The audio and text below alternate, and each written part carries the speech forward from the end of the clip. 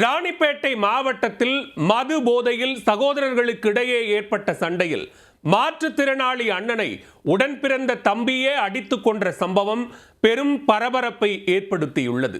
அண்ணன் தம்பி தகராறு அடிதடியில் தொடங்கி படுகொலையில் முடிந்தது எப்படி? ராணிப்பேட்டை மாவட்டம் ஆற்காடை அடுத்த சாத்தூர் கிராமத்தைச் சேர்ந்தவர் 35 வயதான சரவணன். மாற்றுத்திறனாளியான இவருக்கு திருமணமாகி புனிதா என்ற மனைவியும் 2 குழந்தைகளும் உள்ளனர்.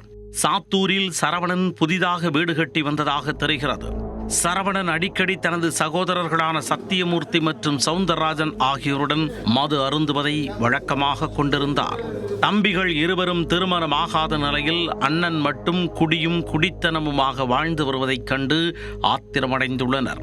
தங்களுக்கு இன்னும் திருமணமே ஆகவில்லை, அதற்குள் அவர் வீடு கட்ட ஆரம்பித்து விட்டார் என எரிச்சலில் இருந்து வந்துள்ளனர்.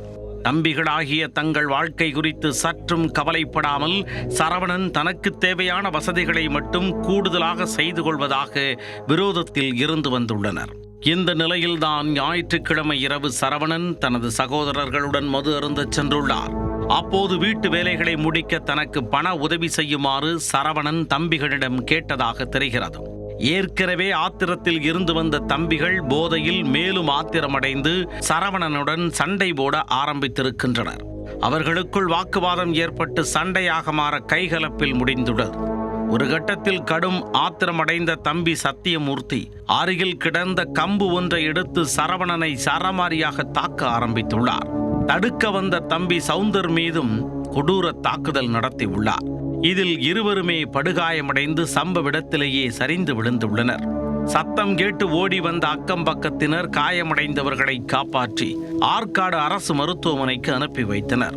இதில் சரவணனுக்கு தலை மற்றும் உடலில் பலத்த காயங்கள் ஏற்பட்டதால் அவர் மேல் சிகிச்சைக்காக வேலூர் அடுக்கம்பாறை அரசு மருத்துவமனைக்கு அனுப்பி வைக்கப்பட்டார்.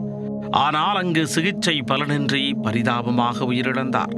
கொலை வழக்கு பதிவு செய்த ஆற்காடு கிராமிய போலீசார் மதுபோதையில் அண்ணனை அடித்துக் கொண்ட தம்பி சத்தியமூர்த்தியை கைது செய்தனர். சாதாரணமாக வீடு கட்டுவதில் ஏற்பட்ட தகராறு மதுபோதையில் ஒரு குடும்பத்தின் தலையெழுத்தையே தலைகீழாக மாற்றியுள்ள சம்பவம் அப்பகுதி மக்களிடையே பெரும் சோகத்தை ஏற்படுத்தியுள்ளது.